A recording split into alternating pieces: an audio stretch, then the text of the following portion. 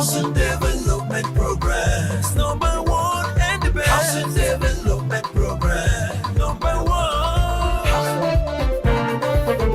Number one. Housing Development Progress. Number one and the best. Housing Development Progress. Number one. Housing Development Progress. In Nigeria. Housing Development Progress. In Africa.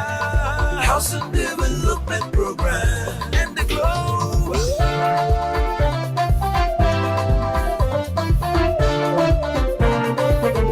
Number one, Housing Development Program.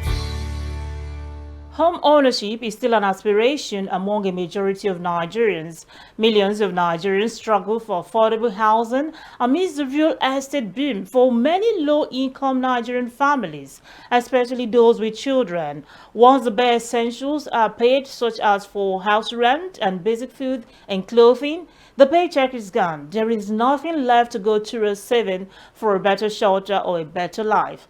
Affordable housing becomes a key issue when a majority of the population is not able to buy houses at the market price. It is therefore the responsibility of the public and private sectors to cater to the rising demand for affordable housing. This is Housing Development with your housing diva, Flora Annie. Let's see the trending news in the sector. I will be back.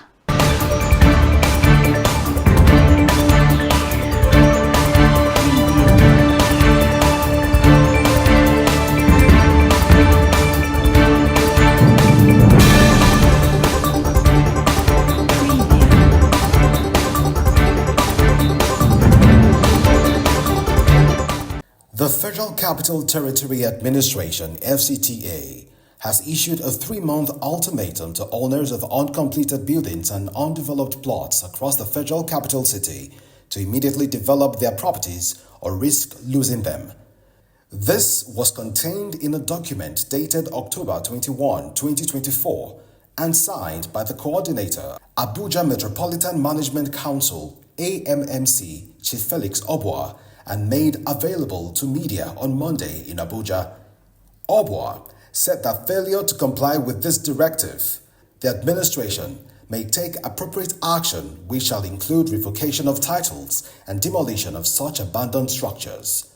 This move, according to the FCTA, was necessitated by what it described as the rapid expansion of shanties and squatters within uncompleted buildings and undeveloped plots across the city. The Nigerian Institute of Town Planners (NITP) has clarified that a city's master plan is not a one-off document, but a continuous review of the town planning to responsive changes for expansion, either due to economic development or social need of the society. National President of NITP, Town Planner Nathaniel Atebije, made the disclosure during the institution's 55th Annual General Meeting and Press Conference titled "Of Fraud and Flood" in Enugu.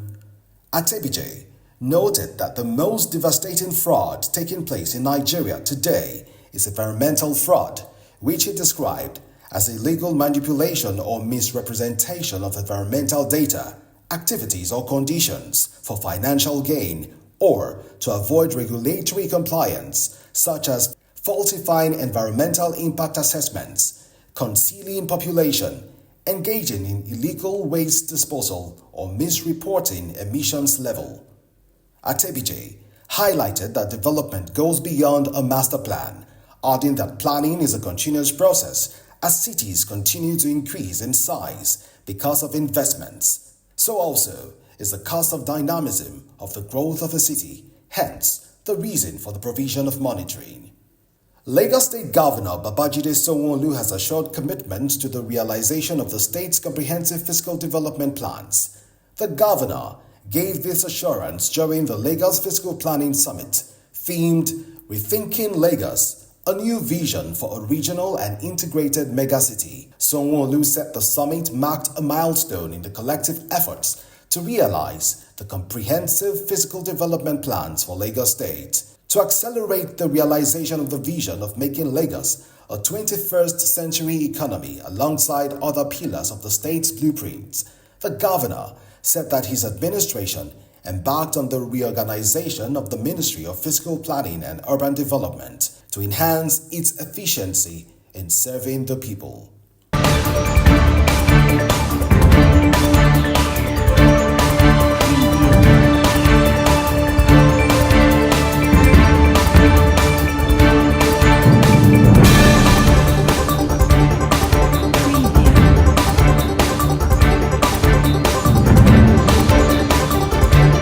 For full details of the news, do out to visit www.africanhousingnews.com. When starting a building project, it is mandatory to get building plan approval, which is a permit from appropriate authorities in Nigeria before construction can commence.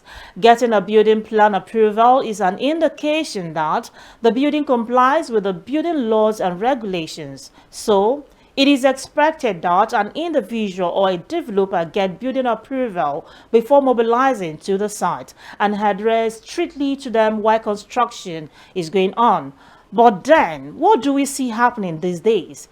Buildings under construction collapsing like a pack of cards. How do we correct this? Take a listen to this housing expert. Building collapse in Nigeria is sure making rounds on the news almost on a daily. The year 2024 records a number of building collapses reported from different states of the country, especially in Lagos State, from the collapse of a 7-story structure still under construction at First Avenue in the Banana Island area of Ikoyi to Jos in Plateau State, where at least 22 people, including students, were confirmed dead and over 100 trapped after a 2-story building of the St. Academy building in Plateau State's Busa Buji community collapsed.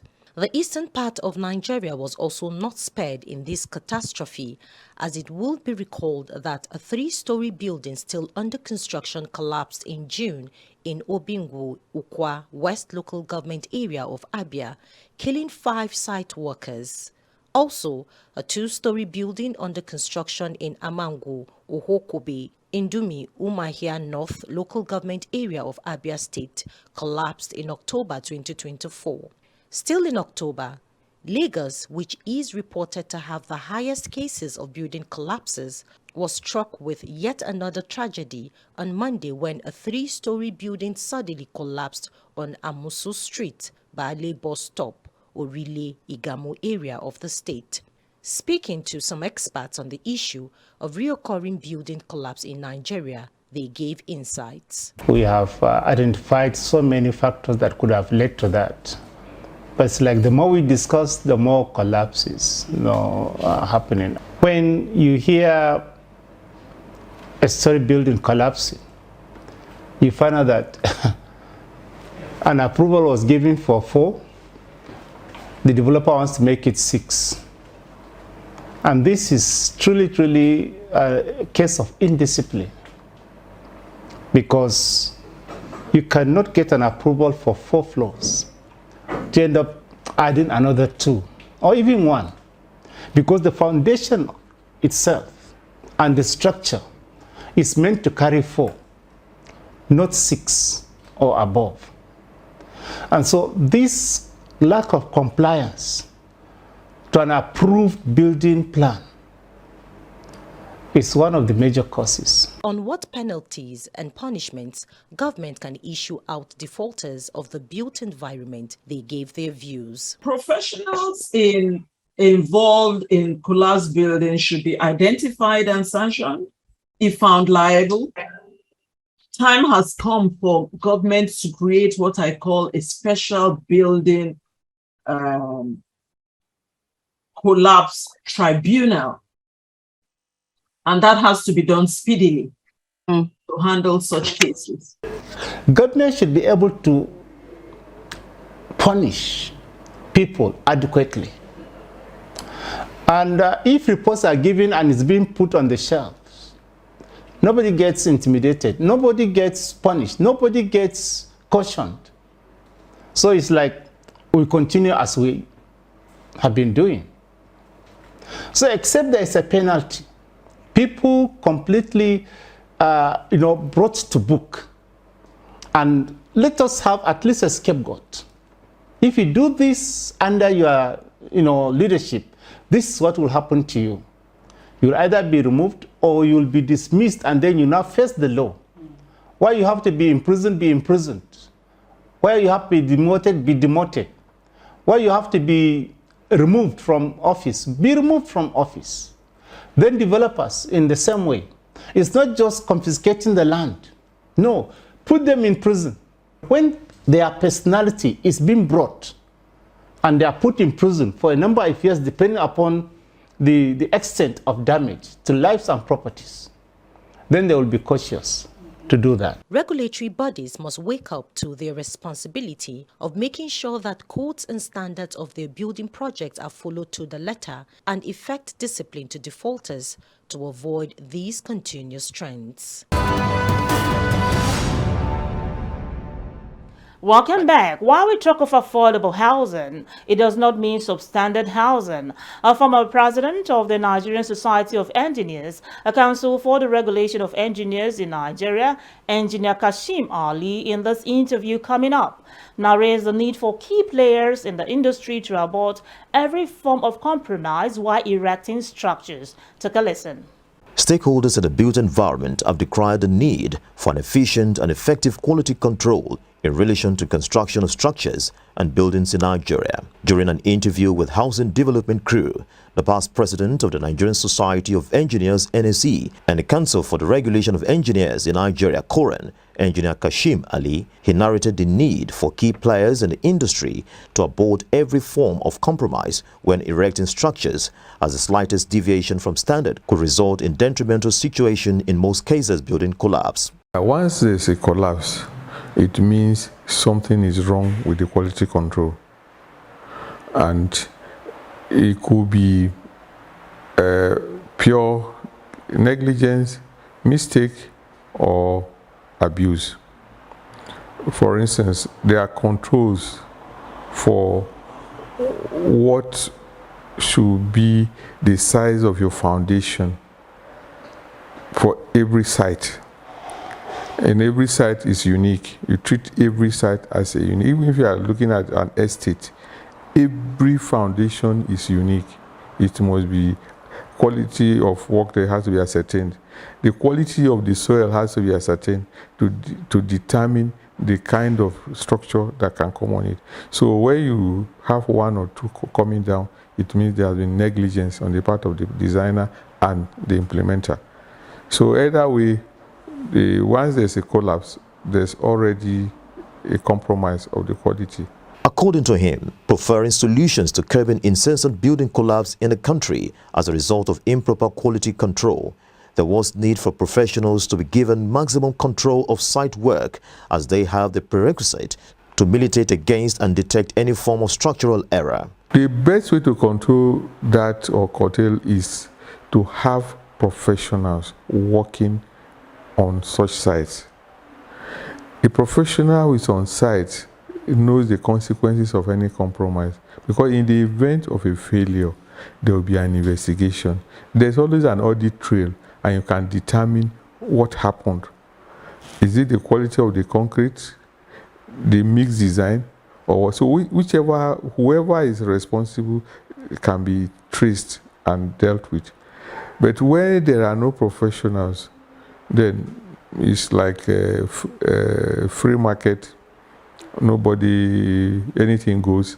So the result is what you get. Investors were, however, charged to ensure they adhere to building standards, as these would better save costs, and in cases where professionals default, licenses of such operators are usually withheld as punitive measures against compromise of quality. Engineer Kashim Ali there, speaking on the need for effective quality control in the construction industry. This is housing development. Coming up next is Property Hunters. Let's see the housing deals for today. This is Property Hunters, and today I've hunted a very unique, very luxurious property for you. I am at the Clinton Luxury Estate, and I'm going to be having the GM home ownership here with me. I'll be talking about this unique luxurious estate. Good to have you on the show, Ms. Oscar. Thank you, madam. How are you doing? I'm good, and you? Fine, thank you. All right, so tell us about this estate. What's happening here? Oh, you're welcome to the Navy Town. This is El Salem Nigeria Limited, we are the developer of the Clinton Castle located here inside the Navy Town, Asokoro. Yeah. Of course, you could see what we are doing here. We are building 5 and 4 bedroom luxury detached duplexes here inside the Navy Town. You can come with me up there so that I can show you exactly what is going on in the environment. Let's take a tour. Yeah, you can see this one. This one is at the plastered stage now.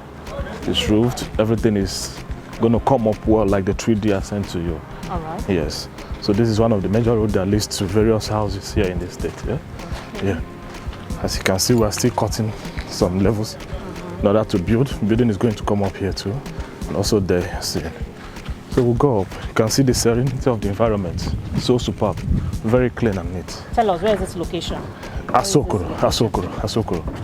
And I understand it's just a few minutes drive to the presidential Aso Villa. That's correct. That's very correct. Construction is ongoing. Yes, construction is ongoing. Of course, from here now you can feel the texture of the quality of materials we are using. We are not compromising. Everything is of good quality. Look at the blocks. Yeah, we've done with the concrete cement mixture. Everything here is of good, great quality. Of course, the Navy have their own, technical team that do come and inspect what we are doing, because I told you from the beginning it's in conjunction with the Navy holdings, So they have their own team that normally come to inspect what we are doing. So what facilities will subscribers enjoy here when they came to your project? Good. A good asphalted road, security, CCTV. Of course, we are looking at putting solar lights on each of the building. It's going to come up with solar lights, at least 3.5, 2.5 kVA in each of the building. Security here is top notch. Security is part of it. We are going to have a gym center where people here will come every morning and register to be, gymming and stuff like that in order to be very, very fit. Yes. All right. Good. So how soon are we going to see this completed? Before this time next year. Oh, that's lovely. Yes, before this time next year. So we're looking at a 5-bedroom duplex? 5-bedroom duplex. Are there different house types here? No, 5-bedroom duplexes. And what does it come with? All in suites? All in suites. All the whole rooms are in suites, and with walking-in closets. Of course, a very good POP designs, lightnings, good furniture you can talk about in the world. It's going to come out superb. We are not compromising quality here. Everything is going to be of high standard. And how much is one unit going for? Oh, good. Fully completed, we are doing for 400 for now. Then we also have option of giving a carcass, because sometimes most people would like to do their own finishing to their taste and stuff like that. So on that note, we decided to have option for carcass. And the carcass is going to come with roofed, plastered. Of course, some mechanical aspects will be, the piping is done and stuff like that. So that will be for going for 320. Okay, but for anybody that wants to subscribe now, since you're at this level, is there a kind of special instrumental payment for the person, or is outright purchase? Very well, very good. Of course, outright payment attracts a 5% discount, instant. Okay. Yes.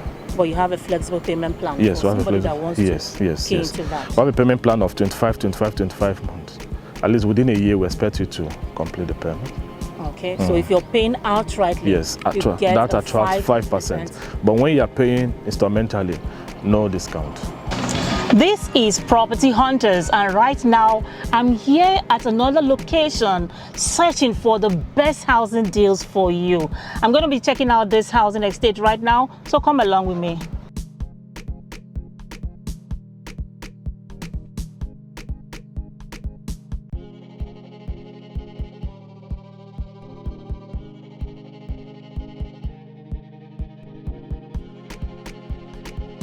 This luxury royal plain estate is seated on a 4.6 hectare land located in a very strategic, secure and serene environment of Duse district along Apollo Kogona Highway. The 4-bedroom villa has a 265 square meters next floor area, 1-room BQ, 6 toilets, 2 car parking space, family lounge. All rooms are en suite with fitted kitchen cabinets and pre-automation wiring. Now we have the 4-bedroom twin semi-villa. It's on a 280 square meters next floor area, 1 room 7 quarters, all rooms en suite, 3 car parking spaces, family lounge, and all rooms comes with wardrobe and home automation. This is still the luxury Royal Plain Estate in Apollo Duse, the Federal Capital Territory. This area where I'm standing right now is where we have the 4-bedroom terrace duplexes. Each comes with a BQ, and when completed, these are going to be smart homes. Beautiful, beautiful smart homes. As you can see, we have good access road in this estate. We have the basic amenities to make your living very, very comfortable. The DME Luxury Royal Plain Estate, 4-bedroom terrace duplexes, all going for sale. So why not rush now, hurry up now while we still have this unit available. Let's go check out the other areas.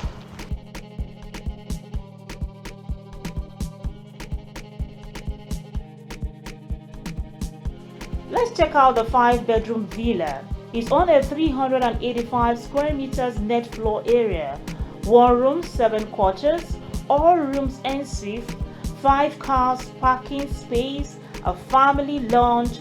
All rooms comes with a wardrobe and home automation.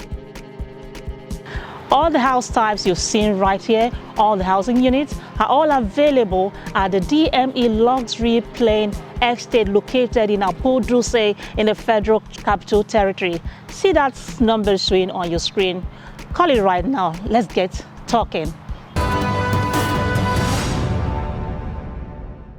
Very good housing deals there indeed on Property Hunters. Moving on, the Nigerian Institute of Town Planners at its 55th International Conference and Annual General Meeting conferred honorary fellowships upon distinguished individuals. Our correspondent will give full details. The Nigerian Institute of Town Planners, NITP, has conferred honorary fellowships upon distinguished individuals including General Theophilus Yakubu Danjuma, Governor of Katsina State, Malam Diko Umar Rada, and Barrister Festus Adebayo, CEO of Fesadeb Media Group and convener of the Africa International Housing Show during the 2024 NITP Annual Conference and AGM in Enugu State.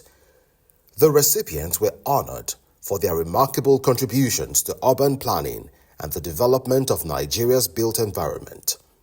In his remarks, after receiving the award, Governor Diko Umar Rada expressed his gratitude to the NITP for recognizing the efforts being made in Katsina State.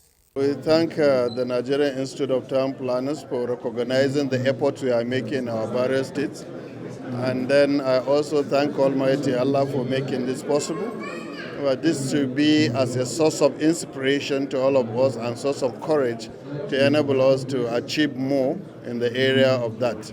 And then I believe that if governments are going to put efforts in the development of town planning, will reduce drastically the effect of the flood disasters that we are witnessing in the country today. So I think we are moving, and we are thankful to the organizers.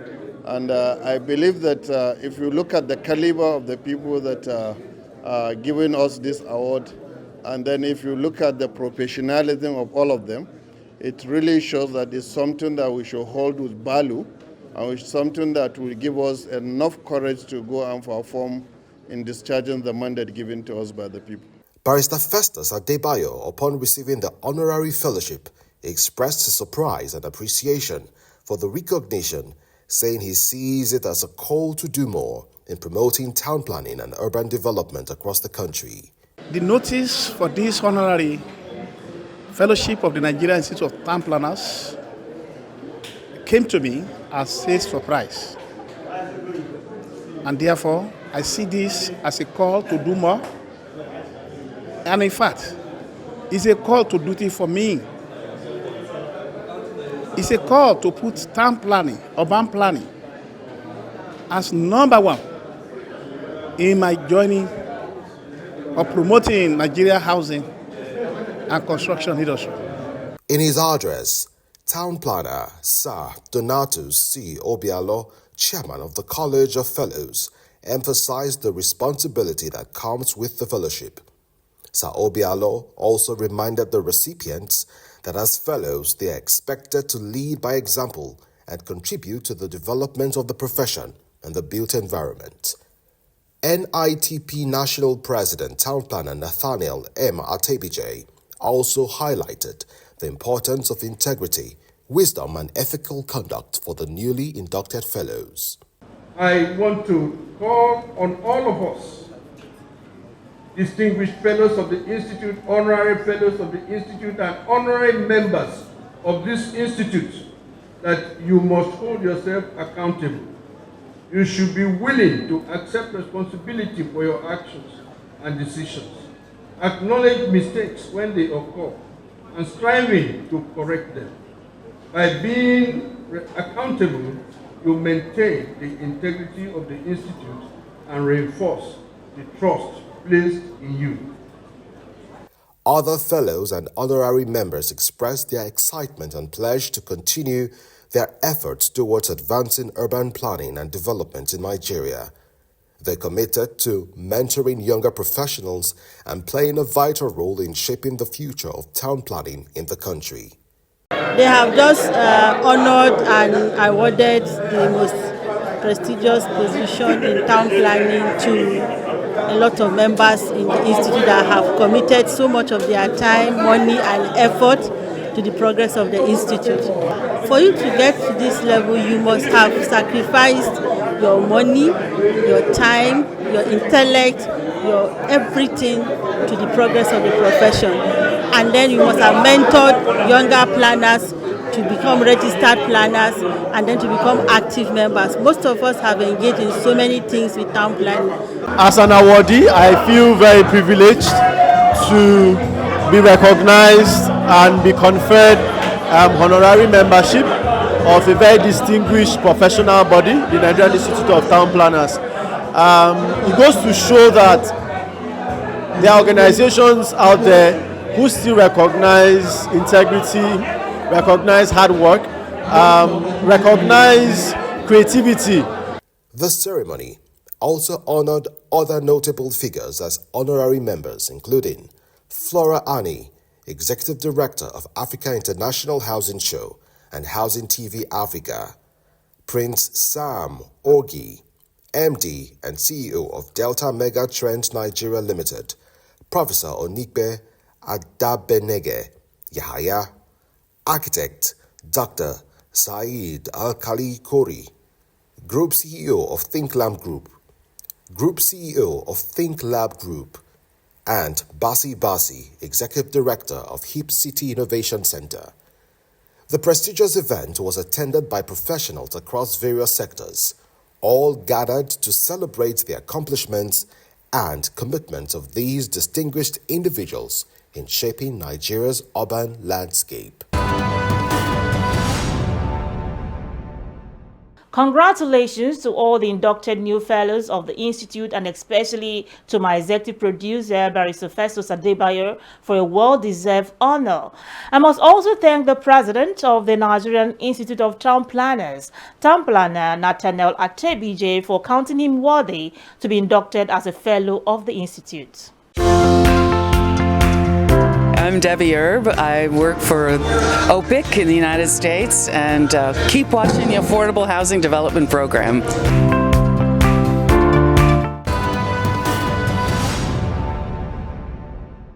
Help has been rekindled for Greater Lagos at the just concluded maiden edition of the Lagos Fiscal Planning Summit, which was recently held in Lagos State.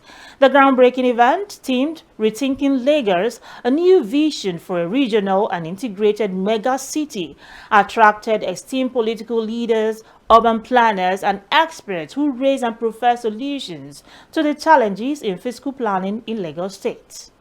Hope has been rekindled for a Greater Lagos at the just concluded maiden edition of the Lagos Fiscal Planning Summit that held in Lagos.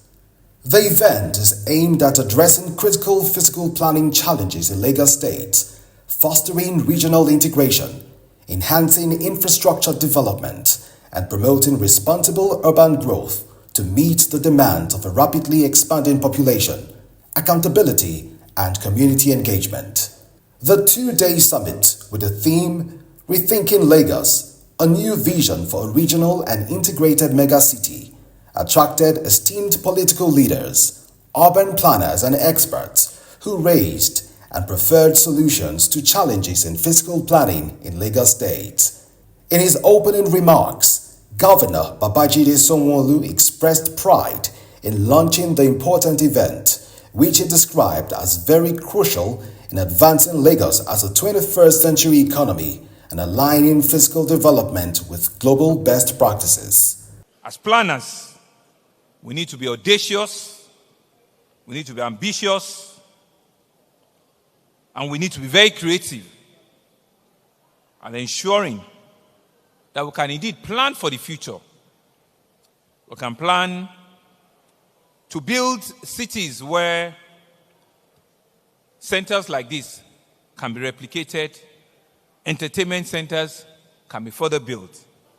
We believe that it is only a guiding like this, it's only an environment like this, that we all can join together and bring about lasting solution, reminders, new thoughts, new ideas that can help secure this mega city state that we all call home and a place of work. Speaking at the event, the former governor of Lagos State, Babatunde Raji Fashola, called on town planners to be more vocal and proactive in registering their visions and expertise in the Lagos Megacity Master Plan. The town planner has not been as vocal as it should be, especially in this environment. The town planner has not taken the driver's seat. If the town planner decides on these critical development plans, including the rail, as Lagos State has commendably done, it is the responsibility of the economic planner to put numbers to them. This will form the basis of, on the back of a conference such as this. And we got all of the planners in Lagos and to come and lead us into a law that will work.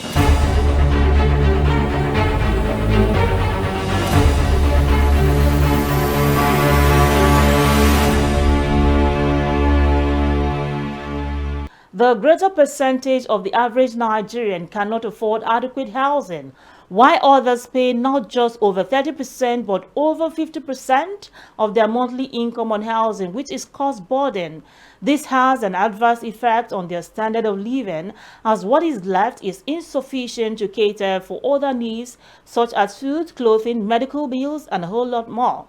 One of the most important things that any government can address is housing affordability, where those in the low-income group can afford to own a house.